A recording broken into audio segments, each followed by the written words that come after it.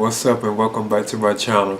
Now today I'm going to be giving a review for the DC Universe animated movie Batman The Long Halloween Part 2, which I have right here on Blu-ray. Now this actually continues the story which started in Batman The Long Halloween Part 1, which I had on Blu-ray too as well. And of course you know this is like an adaptation of the graphic novel, which is one of my favorite Batman graphic novels, like Batman The Long Halloween.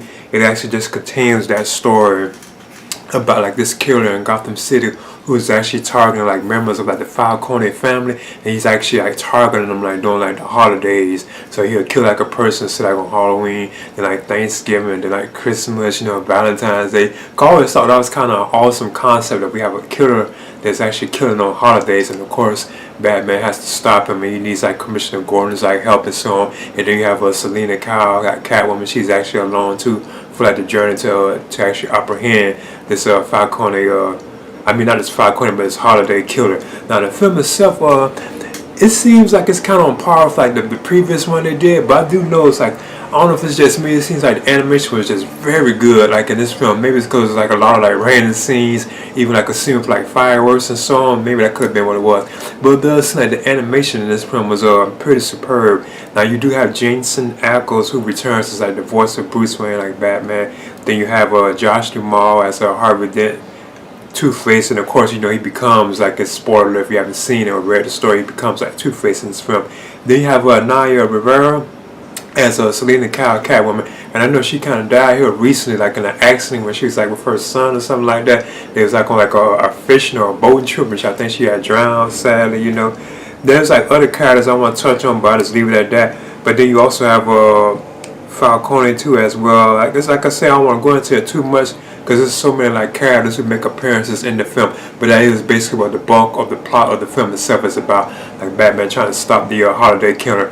Now one of the things I thought was kind of cool, and this is like a part of the actual like comic lore too, there's a belief that Selina Kyle or Falcone is actually her father, so I do think that was pretty cool, you know. She still does have belief that he really is, you know, because if I'm not mistaken, I don't think they really did confirm that too much, you know, if I'm not too sure, you know, I can't really recall or remember if I remember correctly, but he does kind of acknowledge it at times himself too, like when he sees her and so on.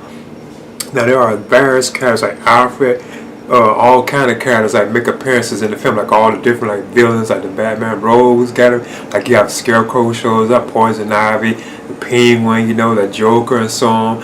I ain't gonna touch on all of them, but I just leave it at that. But the film itself, it was pretty entertaining. I feel like it was kind of dragged out too long because they split into two parts, you know. But I thought it was pretty cool, and you still get to see like more kills from like the holiday killer to themselves. And if I'm not mistaken too, it looks like certain things about it were kind of like changed, you know, like in the alternate. I don't want to go into this like spoiler, I don't want to reveal, but I know they did this with other previous DC animated like film adaptations that was actually adapting like graphic stories, where you know like comic stories, they actually changed like the ending, or this the killer themselves weren't really that killer like in the story. So I just leave it at that. Now this was also directed by Chris Palmer, and it was pretty entertaining film. It still like holds up pretty good. So I'm just gonna be giving Batman The Long Halloween Part 2. I'm gonna be giving this a B-, and I would definitely recommend for fans of like the first one, you know, or the second one, you know, because I do have like both of them now, you know, like the first and then the second one. Right here, I thought these covers were pretty cool too. So yeah, I would definitely recommend it for like fans of that. Or if you're like a fan of the actual like graphic novel, I would definitely recommend it too. I would even recommend this book. This was an awesome book. I really did like this a lot, you know. So I'm giving this a B-. Please leave a comment and subscribe too as well.